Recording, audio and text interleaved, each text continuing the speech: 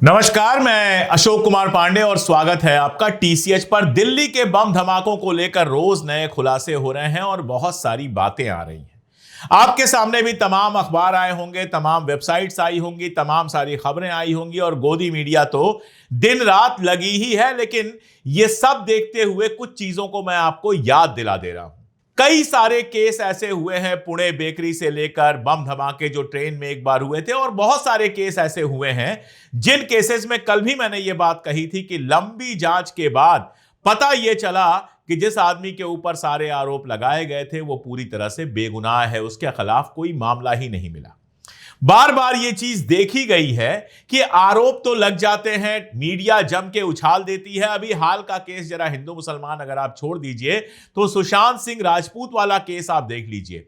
पूरा गोदी मीडिया उस लड़की के पीछे पड़ गया था, उसके घर पे उसकी चैट वायरल हो रही थी। सब ये साबित करने पर लग गए थे कि वो तो ड्रग का धंधा करती थी और सुशांत सिंह राजपूत ने उसकी वजह से जान दी। फाइनली निकला क्या?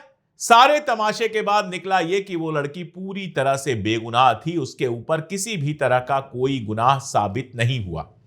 तो जब कुछ भी देखिए, जिस तरह की खबरें भी आप देखिए और सुनिए, अंग्रेजी में कहते हैं पिंच ऑफ सॉल्ट के साथ, यानी थोड़ा सा अपना दिमाग लगाते हुए, थोड़ा सा धीरज रखते हुए इन सारी खबरों को देखिए। फरीदाबाद में जो बहुत बड़ी मात्रा में विस्फोटक मिलने की बात की गई थी, आपको याद होगा, अभी 3-4 दिन पुरानी बात है कि विस्फोटक मिले और सारे मीडिया चैनल चलाने लगे कि आरडीएक्स बरामद हुआ है। आरडीएक्स तो भाई साहब इस्तेमाल हुआ था पुलवामा में, और आज तक हमें पता नहीं है कि पुलवामा में हुआ क्या था। एक police officer, Sikh police officer पकड़ा गया था, देविंदर सिंह, उसका क्या हुआ आज तक हमें कुछ नहीं पता है। और फरीदाबाद के अंदर जो पकड़ा गया था वो अमोनियम नाइट्रेट था। अब अमोनियम नाइट्रेट का उपयोग किया जा सकता है बम बनाने के लिए, लेकिन आप यह भी जानते हैं कि खाद के रूप में भी उसका इस्तेमाल होता है। तो क्या था, कैसे था, किस वजह से पकड़ा गया, हम नहीं जानते हैं। अभी 2 दिन पहले की बात है, एक बस में पकड़ा गया बहुत सारी इस तरह की चीज, अमोनियम नाइट्रेट, और हल्ला हो गया, विस्फोटक है। पता यह चला कि उसमें 2 हिंदू लोग इन्वॉल्व थे, तो मीडिया पे कहीं कोई खबर नहीं बनी। तो एक बात तो मैं सबसे पहले साफ कर दूं कि अगर मुसलमानों पे लगातार उंगली उठाई जा रही है, मुसलमान विक्टिम बताए जा रहे हैं, तो पिंच ऑफ साल्ट के साथ लेना चाहिए। मैं ये नहीं कह रहा हूं कि पूरा मामला गलत है, मैं ये भी उन लोगों में से भी नहीं हूं। और एक बात याद रखिए कि जो भी कौम अपनी गलतियों को हमेशा सही साबित करने की कोशिश करती है, छुपाती है, वहां गलतियां बढ़ती चली जाती हैं। यह इंसान के लिए भी सही है और कौम के लिए भी सही है।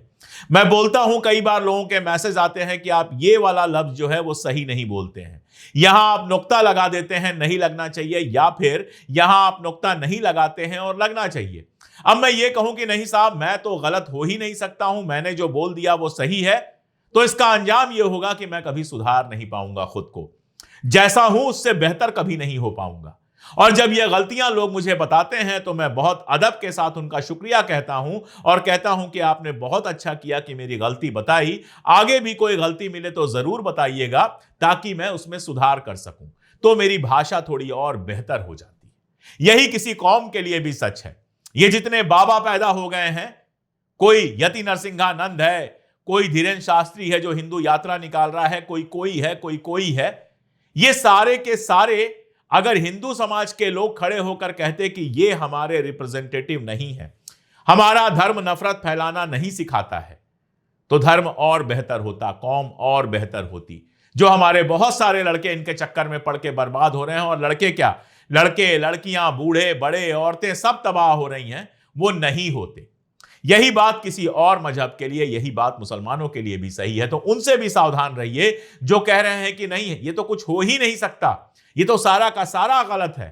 जरूरी नहीं कि वो सही हो और जरूरी नहीं कि सरकार सही हो, लेकिन गौर से देखा जाना जरूरी है कि किस तरह से ये सारा मामला आगे बढ़ रहा है। मैंने आपको पहली घटना बताई अमोनियम नाइट्रेट और आरडीएक्स की। आरडीएक्स कहा गया जबकि मिला अमोनियम नाइट्रेट था।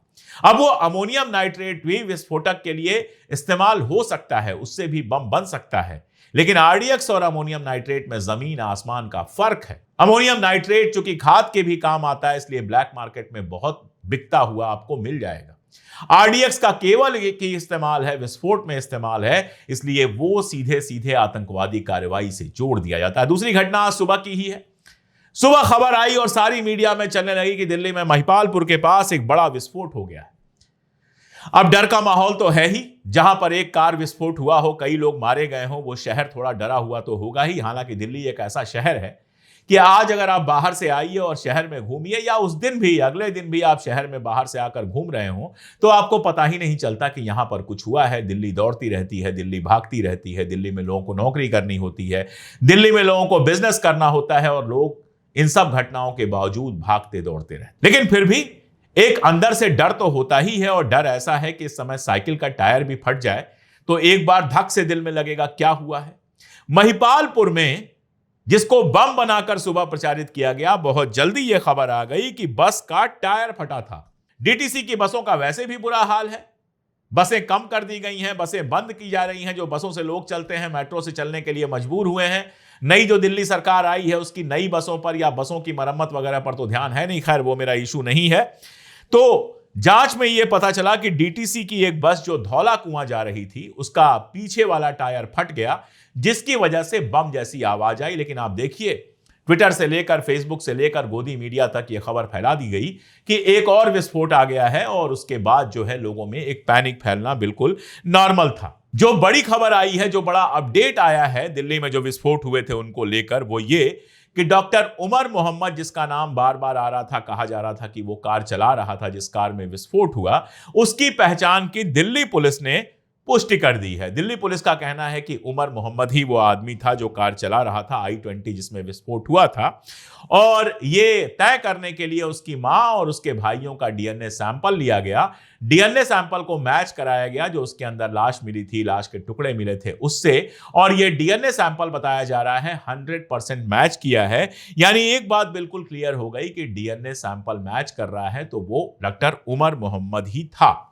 यह दिल्ली पुलिस का एक बड़ा अपडेट आया है। दूसरी जो अपडेट है वो सरकार की है। मजेदार घटना यह है कि इस तरह की घटना होती है और तुरंत पाकिस्तान का नाम ले लिया जाता है। इस तरह की घटना होती है, तुरंत आतंकवाद का नाम आ जाता है। इस बार मेरी भी समझ में नहीं आ रहा था कि इतने दिनों तक इसको आतंकवादी कार्रवाई क्यों नहीं कहा गया। मेरी भी समझ में अभी तक नहीं आ रहा है कि आखिर इसमें पाकिस्तान का हाथ क्यों नहीं बताया गया। जबकि पाकिस्तान में अभी जो बम विस्फोट हुआ है, पाकिस्तान ने तुरंत कह दिया कि इसके पीछे भारत का हाथ था। भारत ने जाहिर तौर पर इस तरह का कोई हाथ होने से मना किया, लेकिन भारत सरकार बच बच के चल रही है। अभी तक ना तो इसमें जम्मू कश्मीर के मॉड्यूल की कोई डिटेल में चर्चा है, और ना ही कोई यह चर्चा है कि पाकिस्तान का इसमें हाथ था। चर्चा यह चलाने की कोशिश की गई कि पैनिक में यह विस्फोट हो गया, यह प्लान्ड विस्फोट नहीं था। सरकार शायद अपनी जिम्मेदारियों से बच रही है, डर रही है कि अगर वो कहेगी कि विस्फोट हुआ है तो लोग सरकार से सवाल पूछेंगे कि भैया दिल्ली में आपकी 4 इंजन की सरकार है, उसके बावजूद विस्फोट कैसे हो गया। तो ये न्यूज फैलाने की कोशिश गोदी मीडिया और बाकी सब कर रहे हैं कि ये तो पैनिक में, चूंकि फरीदाबाद में पकड़ा गया था, मॉड्यूल के लोग पकड़े गए थे, तो वो भागने की कोशिश कर रहा था और उस पैनिक में ये विस्फोट हो गया है। सवाल यह है कि कहा जा रहा है कई घंटों तक इतना सारा बारूद भर के, इतना सारे विस्फोटक भर के यह आदमी जो है उमर मोहम्मद, डॉक्टर उमर मोहम्मद जिसका नाम बताया जा रहा है, यह दिल्ली के अंदर घूमता रहा। दिल्ली भर में सीसीटीवी लगे हैं, दिल्ली भर में पुलिस रहती है, जांच होती है गाड़ियों की, पता ही नहीं चला कई घंटों तक कि उसमें विस्फोट है। यह अपने आप में एक बड़ा सवाल खड़ा करता है। साथ में कई टीवी चैनलों ने तुर्की का कनेक्शन जोड़ने की कोशिश की, बताया कि ये जिन डॉक्टर्स का नाम आ रहा है इनमें कुछ लोग टर्की गए थे, वहां से इन लोगों ने ट्रेनिंग ली वगैरह वगैरह वगैरह। तुर्की की गवर्नमेंट ने कल एक बयान भी जारी कर दिया था, और बयान जारी करके ये कह दिया था कि मतलब इस तरह की जो घटना है वो गलत है, सारी सरकारें यही करेंगी। मजेदार बयान एक बेंजामिन नेतन्याहू का भी आया था, जिसकी सरकार खुद आतंकवाद का समर्थन करती हो, जिसकी सरकार खुद आतंकवाद जैसी हो। वो दिल्ली की घटना को फलस्तीन की घटना जैसी बताने की कोशिश कर रहा था, खैर उसको छोड़ देते हैं। तो तुर्की कनेक्शन की बात की गई। देखिए, पाकिस्तान का समर्थन किया था तुर्की ने, इसमें कोई दो राय नहीं है। ऑपरेशन सिंदूर के समय तुर्की ने खुल के समर्थन किया था पाकिस्तान का। तुर्की और अजरबैजान ये दो ऐसे मुल्क थे जो पाकिस्तान का खुल के समर्थन कर रहे थे। तो वहां से एक क्लू मिल गया, और सरकार ने तो कुछ ऐसा नहीं कहा है, पुलिस का भी कोई ऐसा बयान नहीं आया है, लेकिन टीवी चैनल्स और कुछ सोशल मीडिया हैंडल्स इसको टर्की से, यानी तुर्की जिसको अब कहा जाता है, उससे जोड़ने की कोशिश कर रहे हैं। अब इस पे भरोसा मैं तभी कर सकता हूं जब सरकार का कोई आधिकारिक बयान आए। हालांकि भरोसा तो तब होगा जब कोर्ट में यह मामला जाएगा और डिस्कस होगा और कोर्ट में फैसला आएगा, क्योंकि सरकार हो या गोदी मीडिया हो या टीवी चैनल हो या बाकी लोग हो, सोशल मीडिया के बहुत सारे हैंडल्स हो, ये एक ही व्यक्ति के इशारे पर चलते हैं। तो ये खबरें प्लांट भी कराई जा सकती हैं, सच्ची भी हो सकती हैं, झूठी भी हो सकती हैं। सबसे बड़ी बात अल फलाह यूनिवर्सिटी की बात है। अल फलाह यूनिवर्सिटी को लेकर अब कहा जा रहा है कि उसकी फंडिंग की ईडी जांच करेगी। मेरा सवाल बहुत सीधा है, मैं किसी को सर्टिफिकेट नहीं दे रहा, मैं नहीं कह रहा कि अल फलाह यूनिवर्सिटी जो है वो सही है या गलत है। हालांकि वहां के जो वाइस चांसलर हैं, जो खुद एक सिख हैं, उन्होंने बयान जारी करके कहा कि इन दो लोगों से हमारा रिश्ता सिर्फ और सिर्फ ऑफिशियल था और बाकी हमारी कोई जिम्मेदारी नहीं है। लेकिन मान लीजिए कि अल फलाह यूनिवर्सिटी को नंबर 2 का पैसा आ रहा था, गलत जगहों से पैसा आ रहा था। चलिए मान लिया एक मिनट के लिए, आज तक ईडी क्यों नहीं जांच कर रही थी? ईडी जांच करने के लिए बम विस्फोट का वेट कर रही थी। ईडी ये इंतजार कर रही थी कि दिल्ली में कोई बम विस्फोट हो जाए, 25, 30, 40 लोग मारे जाएं, उसके बाद अल फलाह यूनिवर्सिटी के फंडिंग की जांच करेगी। वो ईडी जो मंत्रियों के घर नहीं पहुंचती, लेकिन विपक्ष के नेताओं के घर तुरंत पहुंच जाती है, सरकार के विरोधियों के खिलाफ तुरंत पहुंच जाती है।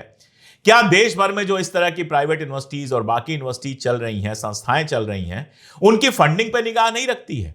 और अगर उनकी फंडिंग पर निगाह रखती है तो यह तो पहले ही नजर में आ जाना चाहिए था।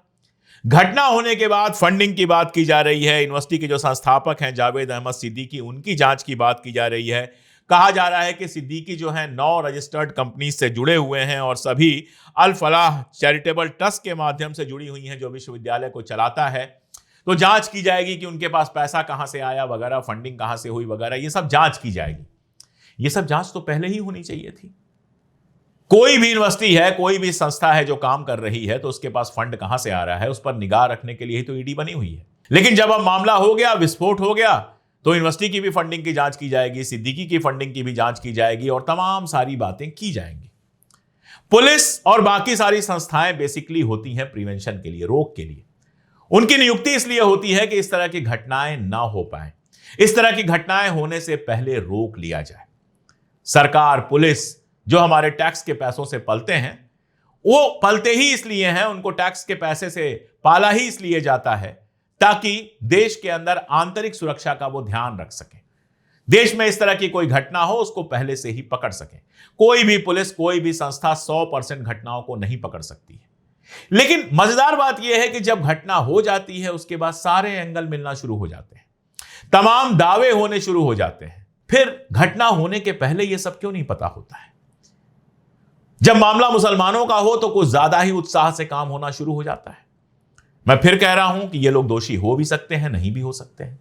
मैं जानता हूं कश्मीर में आतंकवाद के इतिहास को मैं बहुत कायदे से जानता हूं, इसलिए कश्मीर का कोई टेरर मॉड्यूल काम कर रहा हो तो मुझे उस पर कोई आश्चर्य नहीं होगा। कश्मीर में अपने तरीके से बहुत सारे टेरर मॉड्यूल हैं जो काम कर रहे होते हैं। ज्यादातर को पाकिस्तान का सपोर्ट मिला होता है, कुछ अपने आप खड़े होते हैं। लेकिन दावा तो किया गया था आतंकवाद खत्म हो गया। नोटबंदी के समय दावा किया गया, सरकार बनते समय दावा किया गया, हर बार दावा किया जा रहा था कि आतंकवाद तो खत्म हो गया। कहा यह जा रहा था कि 6 महीने में पीओके पर भी कब्जा कर लेंगे। लेकिन यहां यह दिख रहा है कि भाई आतंकवाद तो अभी जिंदा है, अभी भी योजनाएं बन रही हैं, अभी भी बम विस्फोट हो रहा है। यह तो हकीकत है, दिल्ली में बम विस्फोट हुआ है और लोग मारे गए हैं। तो ऐसे में आगे बढ़कर जिम्मेदारी क्यों नहीं लिया जा रहा है? प्रधानमंत्री महोदय भूटान गए थे, भूटान से लौट के आए, मरीजों से मिलने गए, अच्छा किया, ये सारा कुछ अच्छा है, इसमें कोई दिक्कत नहीं है। सरकार ने मीटिंग की और उसके बाद इसको आतंकवादी घटना घोषित कर दिया, वो सब ठीक है। असली सवाल यही है कि इसको रोका क्यों नहीं जा सका? चुनाव के समय जाकर आप लोग बिहार में कहते हैं कि 300 विदेशी आतंकवादी देश के अंदर घुस आए हैं, सरकार को वोट दीजिए, बिहार में हमको वोट दीजिए। अरे बिहार में वोटिंग से थोड़े आतंकवादी रुकेंगे। बिहार में वोटिंग होगी तो पुलिस की संख्या थोड़े बढ़ जाएगी। पुलिस, बीएसएफ, सेना, इंटेलिजेंस सब आपके हाथ में है। आप घटनाओं को रोक नहीं पाते हैं और जब हो जाती है तो जिम्मेदारी लेने की जगह मुसलमानों को लगातार निशाना बनाने की कोशिश करते हैं और देश के अंदर हिंदू मुसलमान भड़काने की कोशिश करते हैं। ये राजनीति नहीं है, ये कुछ और है, और क्या है वो आप अच्छी तरह से समझते हैं। आज के लिए इतना ही। आगे भी जो अपडेट्स आएंगी वो लगातार देता रहूंगा और एक अपील बहुत दिनों से नहीं की है, दोबारा कर देता हूं कि आपके सहयोग से ही हमारा चैनल चलता है। अगर आप हमें ताकत देना चाहते हैं, सुपर थैंक्स हमको दे सकते हैं। साथ में मेंबरशिप हमारी बहुत सस्ती है, 3 रुपए रोज से भी कम की हमारी मेंबरशिप है। आप हमारी मेंबरशिप ले सकते हैं। मेंबरशिप के लिंक हमने डिस्क्रिप्शन में भी दिए हुए हैं, पिन कमेंट में भी दिए हुए हैं, और वीडियो देखते समय नीचे जो ज्वाइन का बटन आता है उस बटन को दबाकर भी आप हमारी मेंबरशिप ले सकते हैं। ये सब इसलिए जरूरी है कि आपकी ताकत होगी तो हम आपकी बात कहेंगे, आपकी ताकत मिलेगी तब हम जिंदा रह सकेंगे और लगातार वो सच कह सकेंगे जो कहने से बहुत लोग बचते हैं। आज के लिए इतना ही, बहुत शुक्रिया।